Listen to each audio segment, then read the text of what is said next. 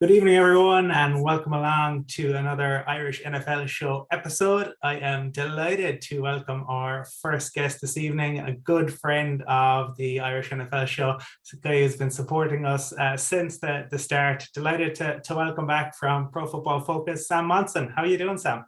Doing well. Thanks for having me by. Are you still basking in Ireland's Test Series victory over New Zealand? Yeah, I actually am. Like it was fun to watch. I was on holiday in Florida in the Florida Keys, and I was watching from like the porch of the kind of hotel. There were like little, not a villa, but just a kind of room out in the, little bungalowy things. So I was in like the porch of that and watching it, and watching the game's great. The result is fantastic, but then I'm like massively enjoying the fallout, watching New Zealand implode off the back of, unacceptable loss to Ireland, watching the Irish media just kind of rehash, well, how the hell did that happen? And yeah, it's been fantastic. Because there was a mailbag from PFF, I think, back after we lost the first test that threw Yeah. some shade your way, right? Yeah, we got a lot of people email in with topic suggestions, and we do a bunch of things with listeners. And one guy signed off his email with a little crack about how, the Irish rugby was getting wrecked by New Zealand after that first week where they lost to the Maoris and they lost to, the first test. And there's some guy from New Zealand. So from that point on, the tables turned significantly on that guy. I forget what his name was. Well, yeah, I think certainly it's been good over here. I can say enjoying basking in that while waiting for the NFL to restart. And obviously, this week training camps are back, and just prior to us recording this, we got news that Julio Jones will be Tom Brady's new toy down in Tampa Bay. What's your kind of immediate reaction to that in terms of where he fits in? With Gage, I mean, Gage is a kind of underrated receiver as well, right? Yeah, really underrated. I think Gage could be in line for a pretty huge year in Tampa Bay, and an important position because kind of lost in the analysis of Antonio Brown, going nuts and celebrating his way off the field and out of the league, essentially, is like he was a pretty important part of that offense still at that point. And, maybe he wasn't playing quite at his peak along with Julio Jones a few years ago, but he was playing pretty well. And to not have him was a pretty big blow to Tom Brady into that passing attack. I think Russell Gage can fit into that role and be a really useful part of that offense. Julio Jones at this point, obviously he's declining. Obviously he's dealt with a lot of injuries, but he's a phenomenal, like, not even just a sort of luxury addition to an offense like this. When you hear the other teams that were interested in a team like Green Bay, I don't know if I'd have loved his fit in Green Bay. Obviously, you're going to Aaron Rodgers, and that's a great quarterback to be with, but they kind of would have needed him to be the number one in Green Bay, right? Green Bay are interested because they might have the worst wide receiver room in the NFL, and Julio Jones has the potential to be that number one guy still if he can stay healthy. The Bucs don't really need him to be anything, right? Like if he's nothing, if he's done, it doesn't really hurt them. He's just taking up a roster spot. If, on the other hand, it turns out that a healthy Julio Jones actually has some, something left in the tank, some tread left on the tires, and in particular, if they can kind of keep him upright and still functioning, deep into the season, into the playoffs, I mean, that could be huge for them. Like, all of a sudden, see a lot of times these teams make it to the playoffs. Green Bay is a great example with Davante Adams is the best wide receiver in the NFL.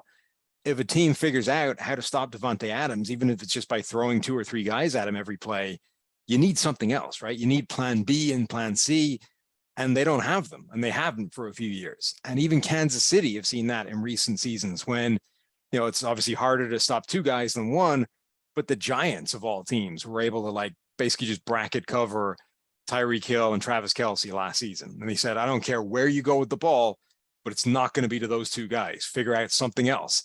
And that caused the Chiefs problems. So, if teams figure out how to take away Tom Brady's favorite couple of targets in a game in the playoffs, and Julio Jones is sitting there like ready to just go off against single coverage, on a slot corner or whatever, that could be the difference between winning and losing a game in the most important period of the year.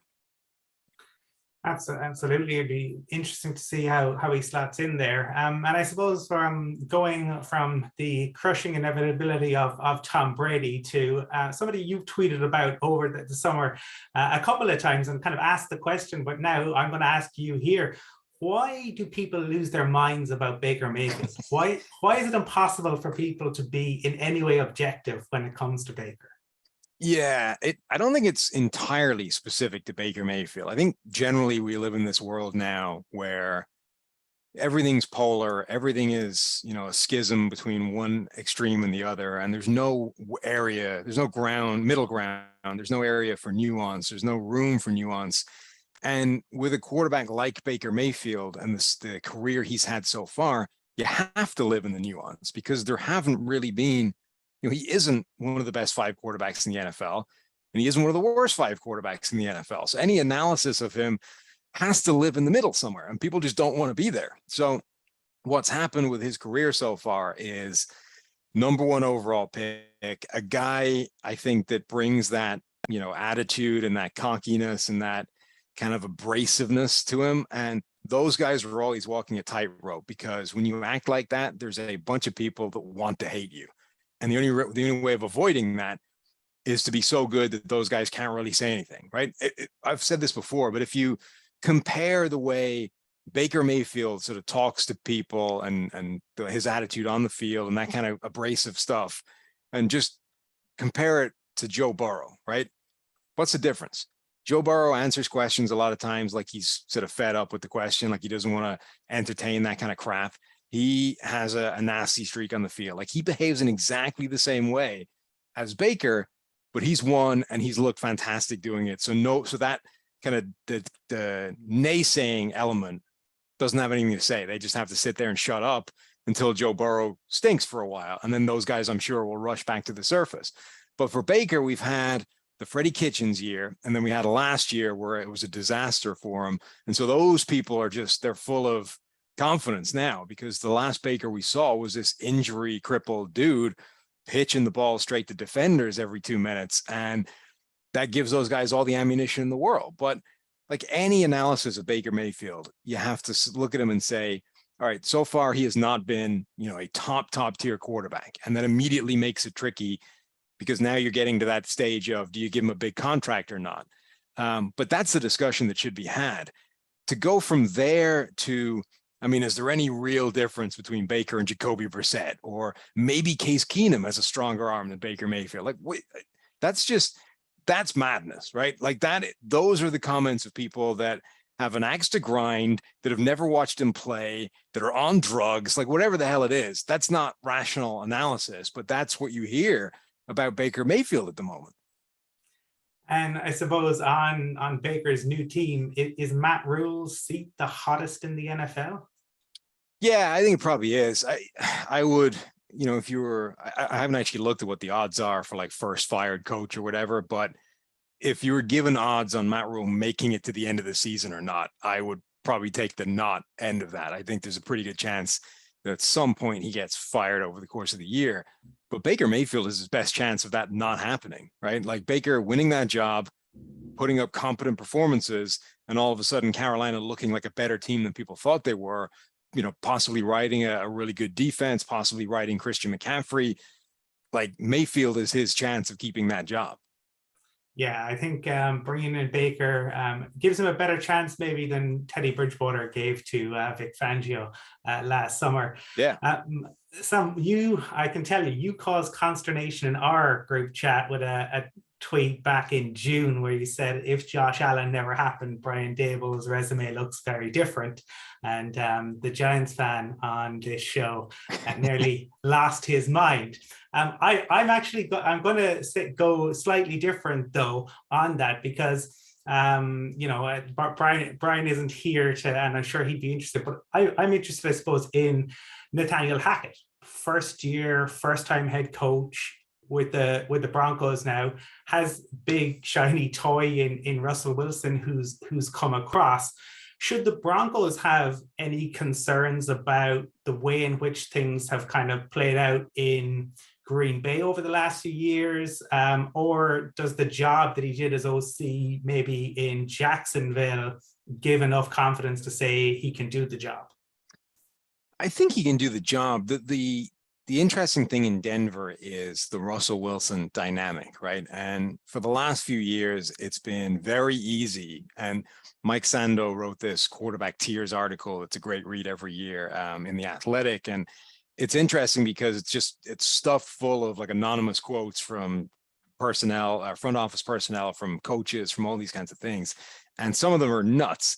And, it's actually amazing reading some of the opinions of like legitimately high ranking people within the NFL.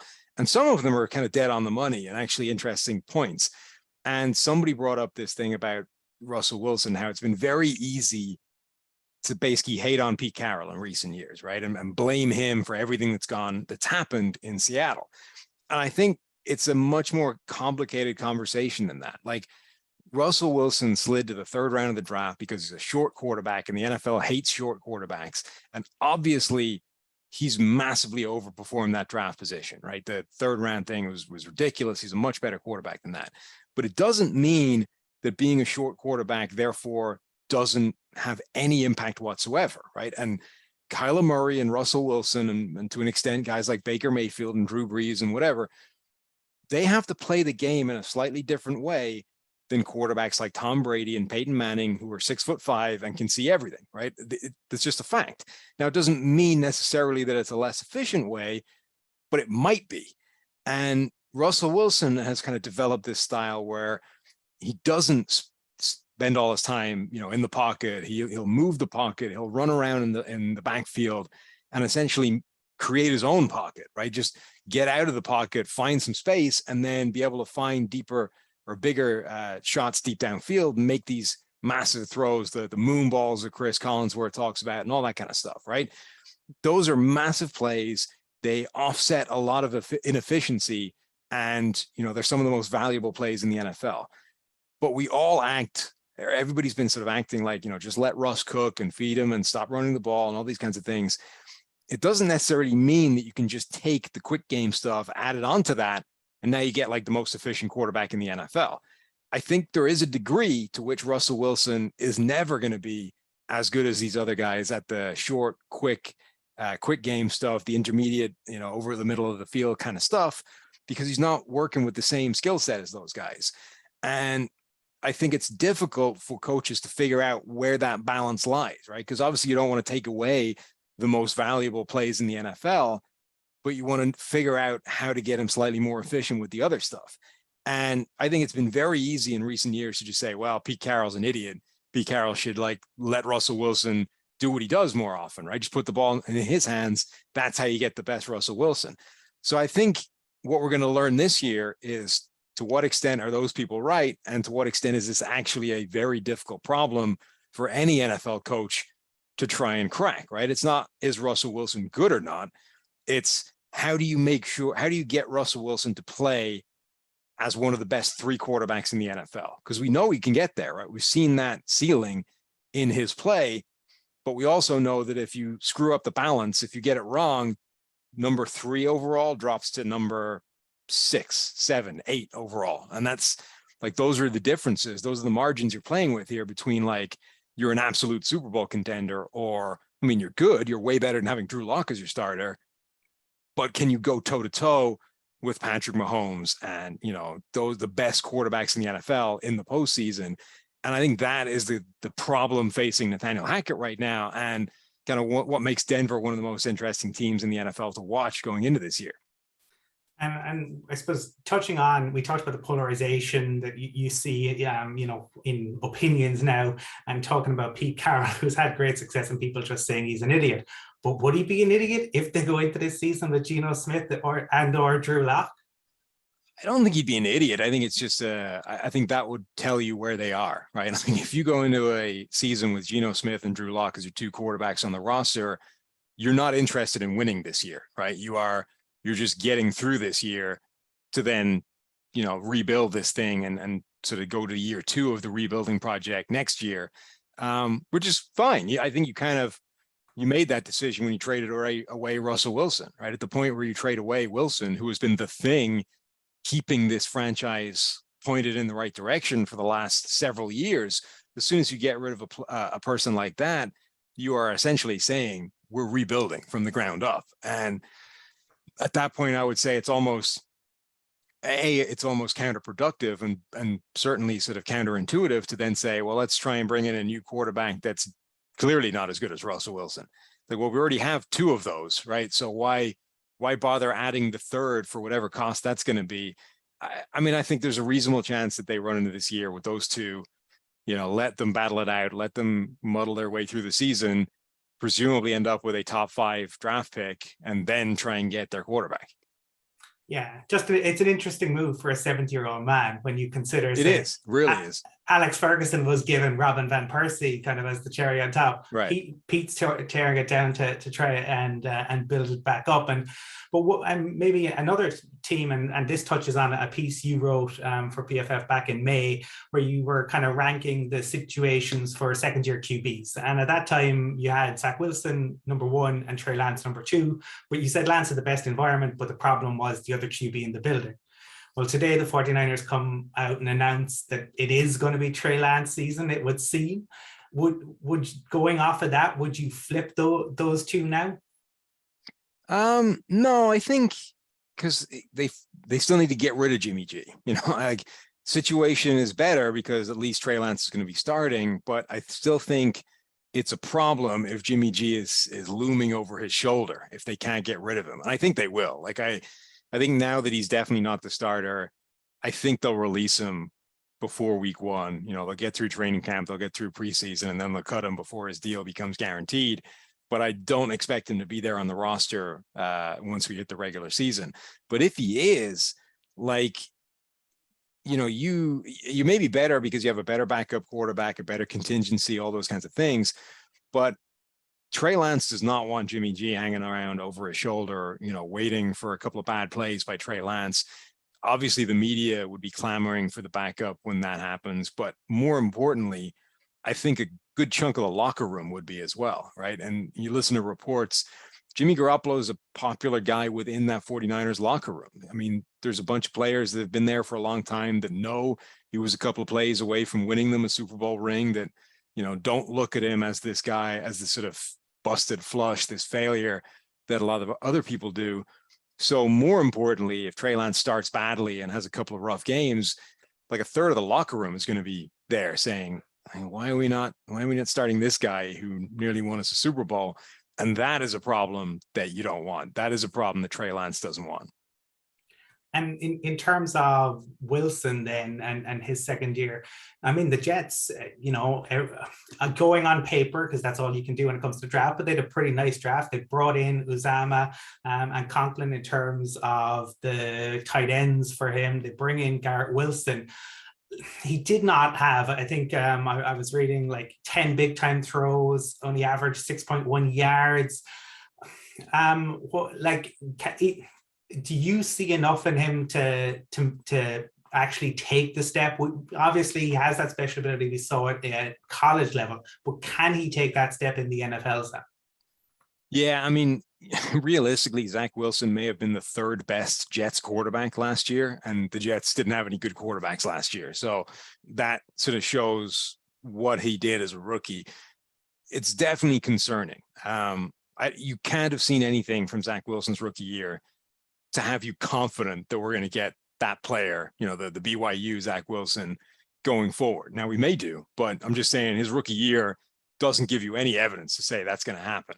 And even this is true for Lawrence as well, but I think especially for Zach Wilson, for guys that were talked about as incredible prospects, like Lawrence was the best quarterback prospect to come along since at least Andrew Luck. That's 2012. Other people said Peyton Manning. That's 98. There were even people that went back as far as John Elway. That's 83, I think. So like that's legitimately the definition of generational, right? We're going 2012, 98, 83. Like that's the kind of pathway that Trevor Lawrence was put on. And there were people out there who put Zach Wilson ahead of him, right?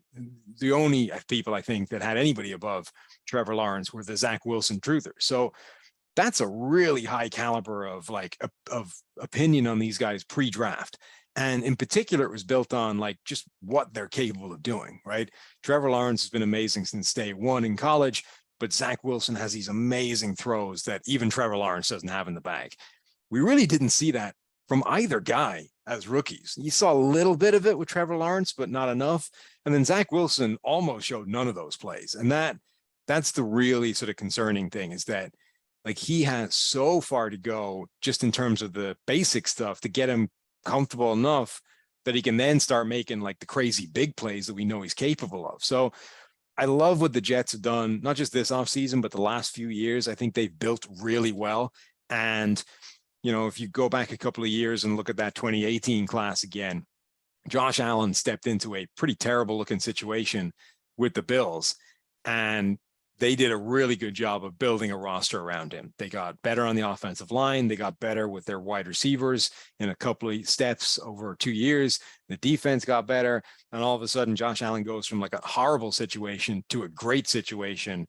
And he goes from looking terrible to looking phenomenal. So I don't know how much is Josh Allen, how much of it is the situation, how much of it is the coaching.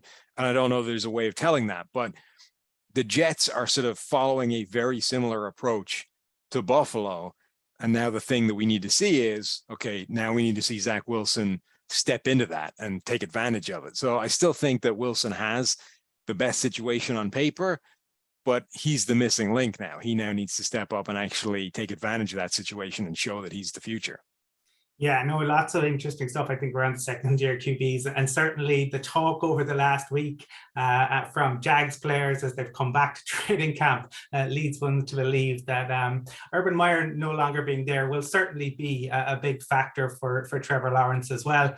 One of the other stories of the past week, and I know that you and Steve discussed this on PFF, was in relation to Kyler Murray and the fact that his play, you know, really probably warranted that big contract in terms of what he does, the big term throw rate, stuff like that. But the concern was kind of around the leadership, and you referenced the Manning cast, which, you know, I keep going back to. That'll make that Broncos Cards game very interesting in terms of Russell Wilson against Kyler Murray.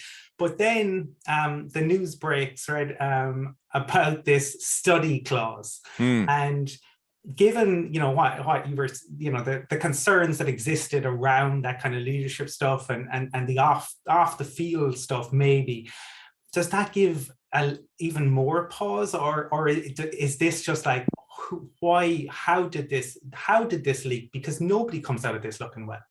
No, well, that's a separate question, I think, is like, nobody wants that out in the open, right? Like his agent, Kyler Murray's camp certainly does not want it out there that Kyler Murray doesn't do study on his own.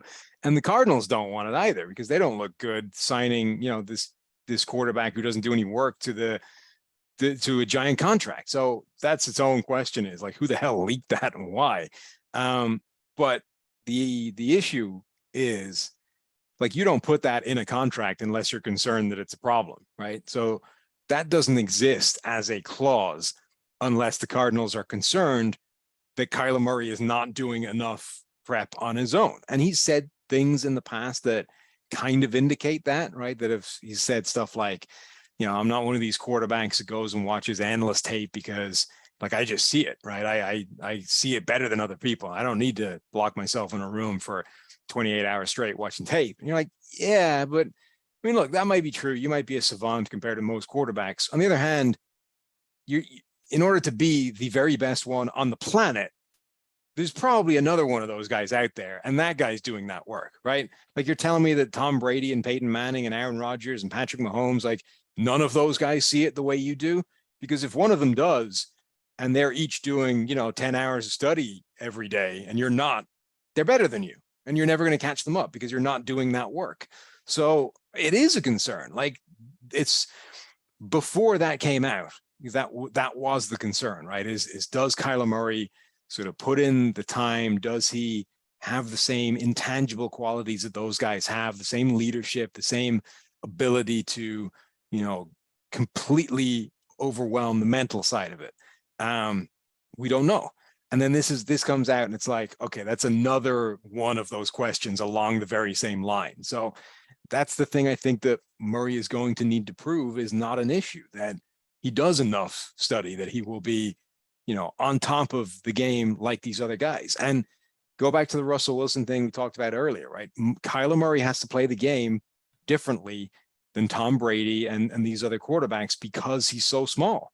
And that would lead me to say that he should be doing more tape study rather than less, right? Because you don't just need to know it as well as these other guys. You need to know it in a better way because you have to play differently to them. So you need to devise not just like what works against this team, but what works for me specifically against this team, because I can't run some of the things that these other guys do. Sam, I think it was within the last week, the PFF's top 50 players came out, and the Cowboys, 2 of their O-line guys were in the top 50.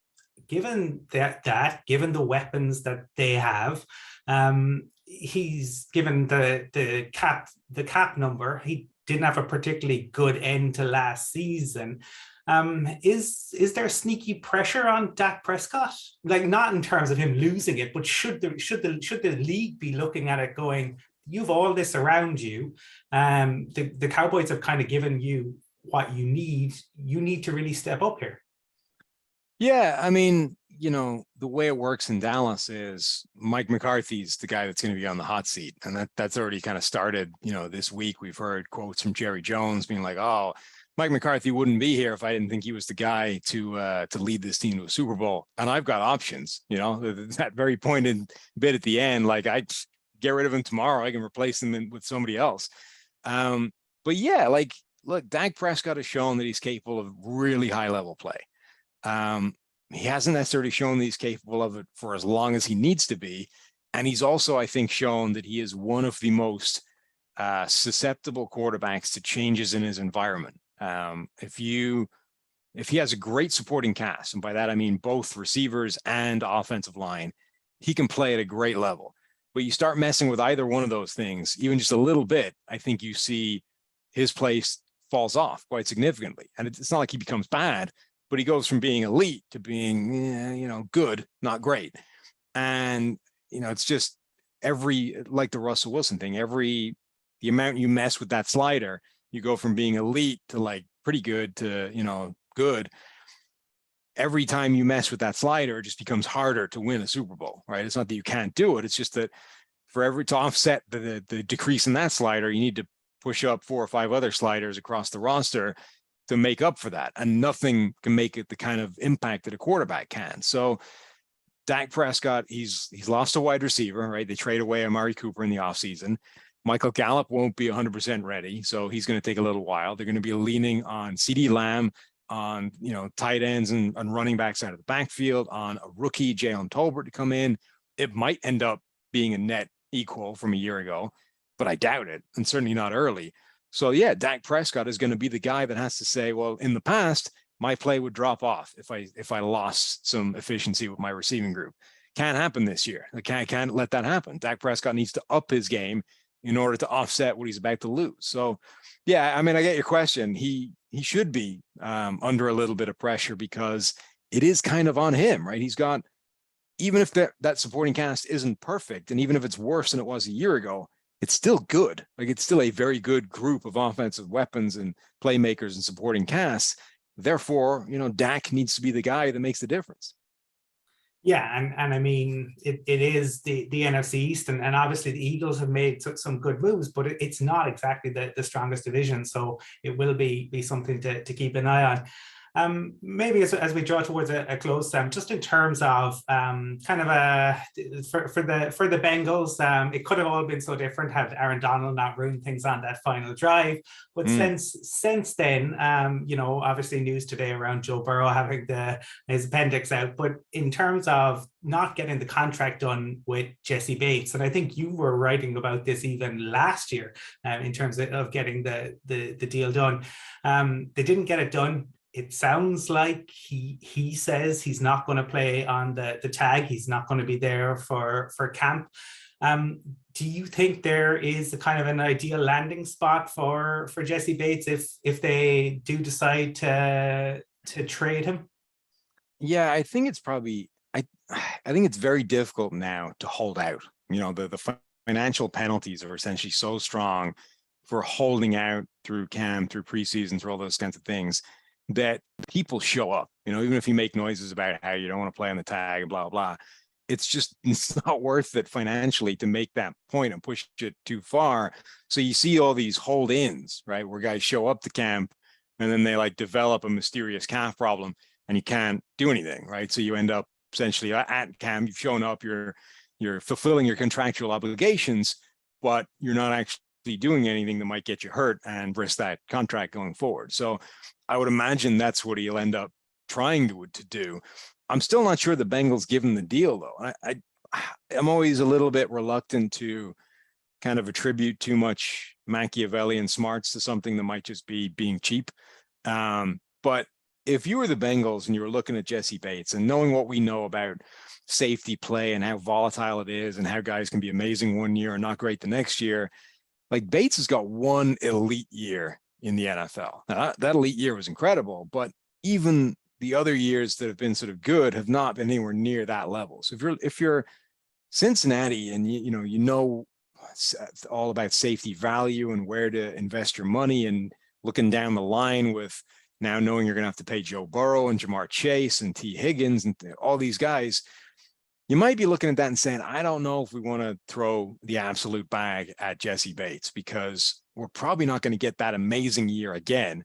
At which point, like we'll pay him short term, the franchise tag, whatever, and then we'll kind of let him walk and we'll replace him and there'll be a little bit of an uproar, but it's financially better. Like I kind of get the impression that they've been taking that approach all along with Jesse Bates. And the only way it goes south is if he does, completely dig his heels in and, create that kind of problem, which has become very difficult to do these days. So I think it's kind of a game of chicken. I don't really see the Bengals blinking, and I think Bates probably will. And maybe finally, just to move away from the NFL slightly, but tangentially, because one of the things you guys did on the podcast last season was discuss like which animal would make a huge contribution on an NFL roster. I'm wondering what Ireland now facing into the World Cup next year and the fact that we have yet to make a semi-final, but we're sitting number one in the world rankings. Is there an animal that the Irish rugby team could bring in to play in the 15 that would make a difference, that could get us over the hump to get to a semi-final or a final? Well, first of all, we need to talk about what crap that the seeding process is for the World Cup, because right now the top 4 teams in the world are in the same part of the pool. They're going to face each other in the quarterfinals. So 50% of the top teams in the world can't make the semifinal, like literally cannot do it because of how they seeded it. So it's still entirely possible that despite being the number 1 team in the world, even if we maintain that all the way through next year, we end up facing the second best team in the world in the quarterfinals, getting knocked out. Like that's obnoxious. As good as Ireland has been, you have to worry about the front row depth, right? Furlong or Porter goes down, we're in trouble. So I'm all in favor of finding the largest, most immovable animal we can and plug him in on the front row, even as just depth, off the bench. So, you always default to either a gorilla or a grizzly bear. I think those are your 2 starting points of, enough mobility, obviously monstrous strength. Gorilla brings opposable thumbs. That would be useful in terms of passing the ball, staying with being able to be used as an attacking force as well. But what the bear loses in opposable thumbs, you can argue he brings back in terms of being like twice the size. True. A hippo could be quite useful as well. I think that would be quite something to see somebody try to remove the ball from the hippo's mouth. I worry about a hippo's, stamina. Like that would be a problem. True, that's a fair point, but at full pelt, it would be even more remarkable than Lomu running over those the English players all those years ago. What a wonderful sight, and what a way to end today's recording. Sam, I just want to thank you for, as always, taking the time to join us. Always enjoy what you do over on PFF. You can check out Sam on the podcast with Steve Steve. It's always a great listen, and his stuff that he writes is always fantastic. Look, we could be sitting here in a few weeks and we might have 1 or 2 Irish guys who've made the final 53. So there might be a lot to talk about in the course of the season for Irish guys in the NFL. But Sam Monson, thanks very much. Anytime. Thanks for having me. First time ever. They're coming to the Aviva Stadium this August to face the Nebraska Cornhuskers football team in the Aer Lingus College Football Classic. Everybody's been waiting for this. It'll be great. We're looking forward to getting everyone over. But we are going to see a football game in Dublin. Go Wildcats! Go Big Red.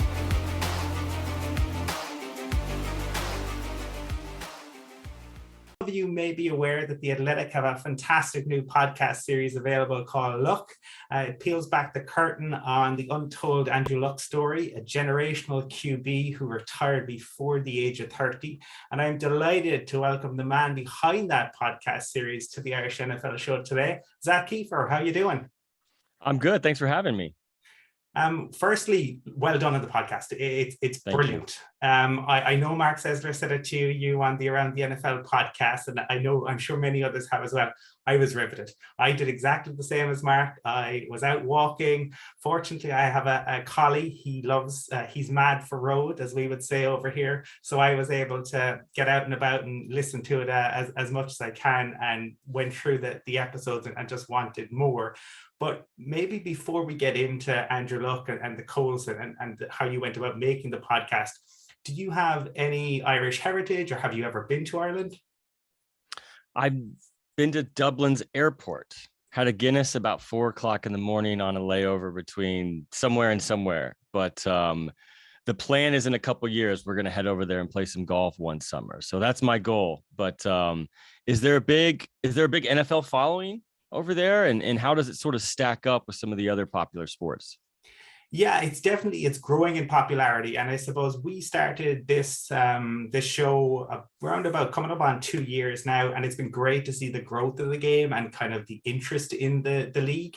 The league themselves have done some really great things. They brought in Brett Gosper, who was the former head of World Rugby, and he did a really amazing job of growing the sport. He came in about 2 years ago as well. You're beginning to see things happen with him. They've rejigged things. We're actually recording this show on the day that there were 750,000 people in a queue for tickets for the Germany game. I was hoping the Colts would get that game so I could make a trip over there, but maybe in the next couple of years. I think possibly, hopefully in the future. I think like the fact London has 3 games and right. You're seeing the desire in Germany. I think it's only a matter of time before there are multiple games. We still want the game in Dublin, and that would be our dream. But hopefully that will come true at some point. But yeah, I think it's still a niche sport, obviously, right? I mean, reporting on Andrew Luck, he grew up in Europe. Soccer is the most popular sport here, but we have our own sports in Ireland. But definitely you can see the contingent of NFL fans is really, really growing, which is really good to see. I suppose maybe if we go back to the very start in terms of, because you've been covering the Colts for a long time, but even before that, I know you interned, I think, with the Bloomington Herald Times. I'm just wondering, when did you realize that you wanted to be a journalist? I was lucky. I'm not qualified to do anything else. So I remember going to games as a kid, and these would be NBA games, Pacers games, and I would watch Michael Jordan when they were in town and such. And when I realized I wasn't going to make the NBA, which was very early, I realized you can write about the games and get paid to do that. And I wanted to do that. And I always loved reading. I loved reading and I loved writing. I was the weird kid in school who would get excited when the teacher would give out a 10-page paper, right? Here's your report. You need to do this and it's due by next week. I would get excited. Like, that's how weird I was. Sports are great. They're great theater. I get to meet so many great characters and tell so many great, interesting stories. And that's always fascinated me. And, the games have almost always been secondary to me in a way. Like, there's wins and losses and all that, but like the people behind the stories have always fascinated me. And Andrew Luck's a really good example of just a very layered person, complex. It's an interesting story. And there's always been another challenge. Like, there's always another story to tell. There's always been another angle to take, and it's never boring. So that's why I love about it. And I went to Indiana University and covered the men's basketball team and the football team, and worked at a small paper, and then got on at the Indianapolis Star and covered Butler basketball for 1 year, and then have been doing the Colts for 8 years now, which is crazy. But yeah, it's every season's different, every player is different, and that's why the stories are so much fun. And I know in terms of this podcast series, I've heard you say that the Athletics Narrative Podcast Director approached you about the project, pitched it to you, and you initially didn't want to do it. And I suppose I'm just wondering, what was it that changed your mind on that? Yeah, well, I had a lot on my plate. The Colts were going through a very, very, very busy offseason. I knew they were going to move on from Carson Wentz. I didn't know how. And I had a lot on my plate in terms of that. And secondly, I covered all of this with Andrew Luck, and I lived it. Like, it was exhausting at the time. And I have all these files on my computer about the shoulder and the comeback and the retirement. And I'm not sure I wanted to go back. I don't think the fans in Indianapolis were ready to go back either. But the more I thought about it, I thought, okay, if we're going to do this, let's do it right. I thought I was the right person to do it because I have so much intel, so much color I could add to the story. And I said, I think this is the right form to do it. I don't think it's a written piece. I think it's an audio piece. And I'd never done that before. I'd never narrated anything in my life. And it was a new challenge for sure. And it was a monster. I mean, we started on this in late January, and here we are. It was released July 11th, and blown away by the feedback. Yeah, I mean, it is really fascinating, the sheer number of people that you get to talk to. And obviously, look, some of them were undoubtedly no-brainers. But how did you go about deciding who you wanted to speak to? I wanted people to tell this story in a different way. Like, a lot of people thought they knew the Andrew Luck story, myself included, right? I wanted different. I wanted unique voices, and I wanted scenes and moments. And I teach a class in the spring, a sports writing class, and I teach my students, like, great stories are about the moments and the scenes. And I wanted these scenes in this story, and I wanted scenes I'd never heard before. And I thought David Shaw was terrific. The Washington game, Luck's junior year, where he doesn't throw the ball very much and was really happy after the game. Like, that scene tells you a lot about this dude. And then the scene earlier in his college career where he slams into the safety with his throwing shoulder and says, I know, coach, but I had to. Like, that tells you a lot about this guy, and it foreshadows a lot down the line. So, I thought Daniel Jeremiah was great. I thought David Shaw was incredible. I thought Jacoby Brissett, talking about those years with the Colts, was fantastic. Tom House. I mean, I didn't want a ton of teammates to just sing his praises. I want unique. I wanted different. I wanted some moments that no one had ever heard before. And I think, I learned a lot. And if I learned a lot, I feel like a lot of people learned a lot. Absolutely. And yeah, I think you did a great job, and they all did a great job, and you can live in those moments. I mean, I'm 6,000 miles away from Indianapolis, and I live those moments listening to the podcast. So I suppose that is one of the most satisfying aspects. So you can hear that the people you were able to get involved. Were there frustrations involved in the project, Zach? Good question. Yeah, anything this big, I mean, it was a lot. It was a lot of back end work. I mean, we had 100 hours of audio, like between all the in each interview, we did 25 to 30. I lost track. It was probably an hour long. I mean, think about how much audio that is. And then we had all this extra audio from the years of interviews with Luck. And I wasn't disappointed that he didn't join the podcast. He thought about it. I thought he might do it, but he didn't. He's going to stay silent. We've been in touch about it. But no, I mean, it was a totally different experience. Like, I'm a writer, like that's what I do. But writing the scripts for this was completely different. It was like a different muscle, and I had to learn how to use it. And it was different. It was challenging, but I think that's where you grow as a journalist, by doing things that are uncomfortable and different. And yeah, no real, I mean, I would be remiss if like Mike Smeltz was my producer, and he was with me every step of the way. And he's as responsible for this project as me. And he crushed it. He's incredibly talented. And like, if you have the right people around you, which we do at The Athletic, like The Athletic wanted to do this the right way. They gave us 5 months. They gave us everything we could need to do it, to promote it, to tell the story the right way. And that's essential. You don't always get that these days. So anytime we had an issue, anytime something was hard, we just worked through it. And Mike was terrific. So it was a fun group to work with. I suppose Andrew Luck kind of famously stayed on to finish his degree at Stanford after the 2010 season. He forgoed the draft, even though, many analysts had him going number 1 overall if he had declared. I suppose in retrospect, is that strength of character to make that decision when people are telling you, you're going to go number 1 overall, but you decide to stay back to finish your degree? Was that an indication of the mindset that his mindset was always greater than just the sport? I know you talk, and I know you have the anecdote from I think Mike Hasselbeck about like Andrew Luck loves football, but was that maybe a sign that Andrew Luck, while loving football, also had a wider worldview?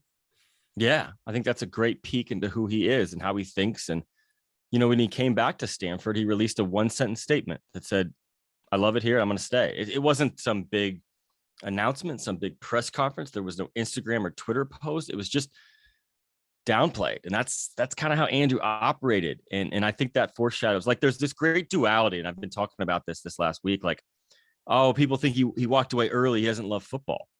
But you hear DeQuell Jackson, who loved football and played 10 years in the league, talk about Andrew loved football so much, on par with Frank Gore, this great running back who was in Indy and played 15 years.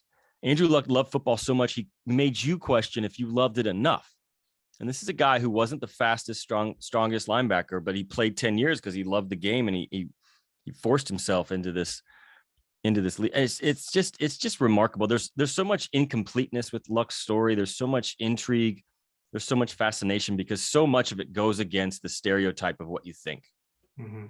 And I suppose a lot of that is because of the decision to retire early, and the timing, I think, of the decision is probably what ruffles so many feathers. And it's something that we probably are more used to maybe in soccer. I'm thinking Johan Cruyff, I'm thinking Eric Cantona, Michel Platini.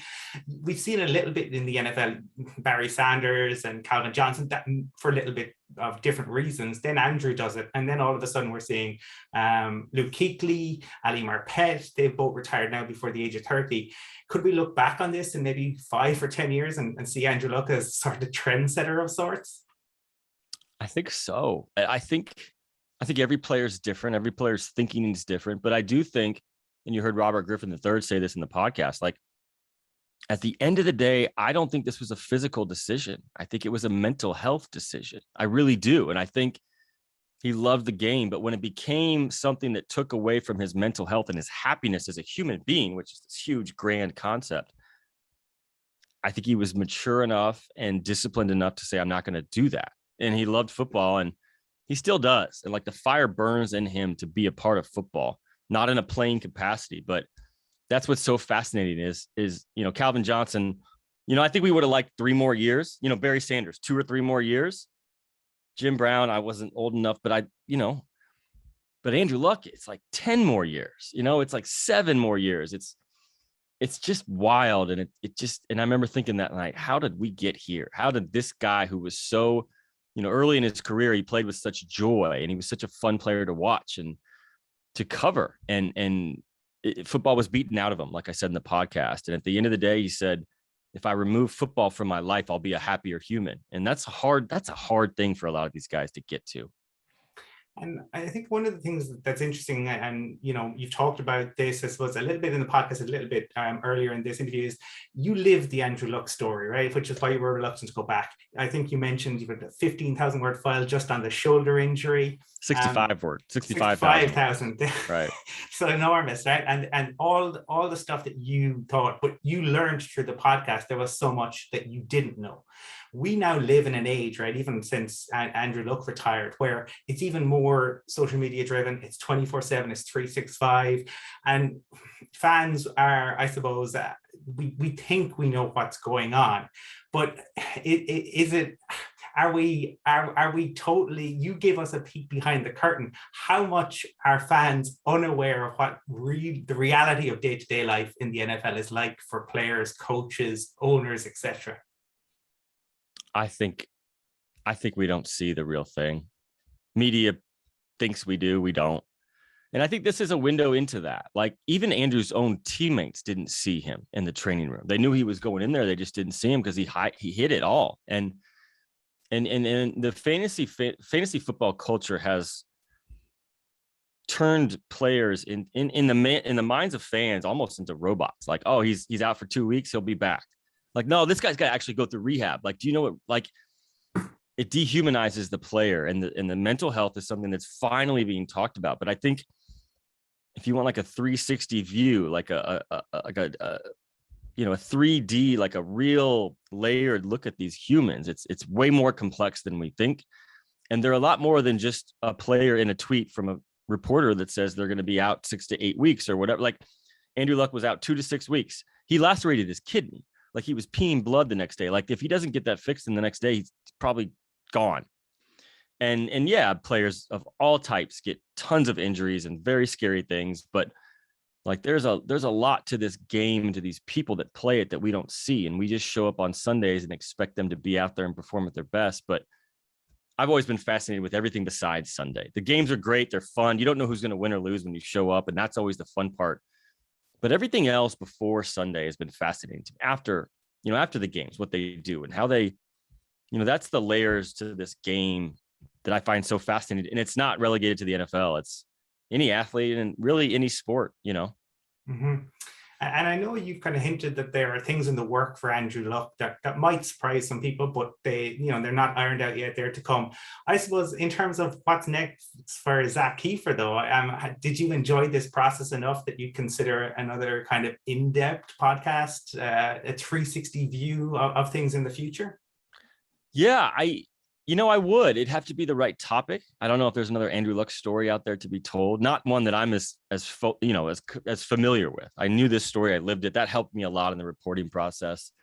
I had a lot of context that would speak to me. But yeah, I mean, as for now, I'm off this week completely, which is the first week I've really had off since the season started in August of last year, which camp starts next week. So there's not a lot of rest in this league, and we're going to be full bore. Another quarterback 5 years in a row for the Colts.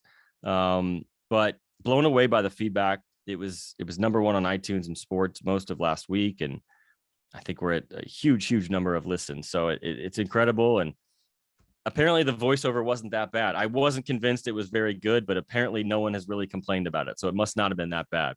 Oh no, it was fantastic. So maybe finally, because I do know you've been very generous with your time, but I'm just wondering, do you have a favorite Andrew Luck story?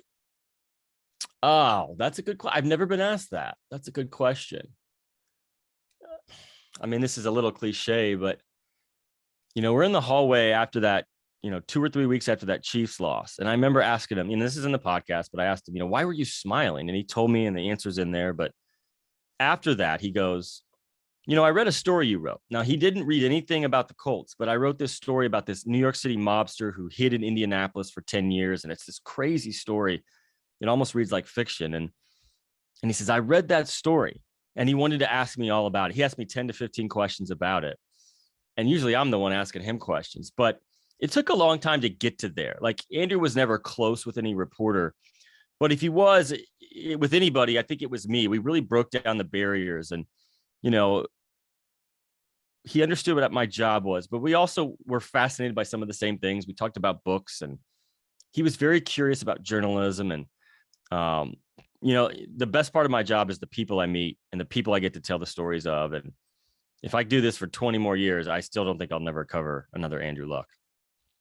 Well, I certainly, enjoyed the podcast. I would recommend it to any of our viewers. The nice thing about podcasts is there's no geo-blocking, so they're available wherever you are in the world.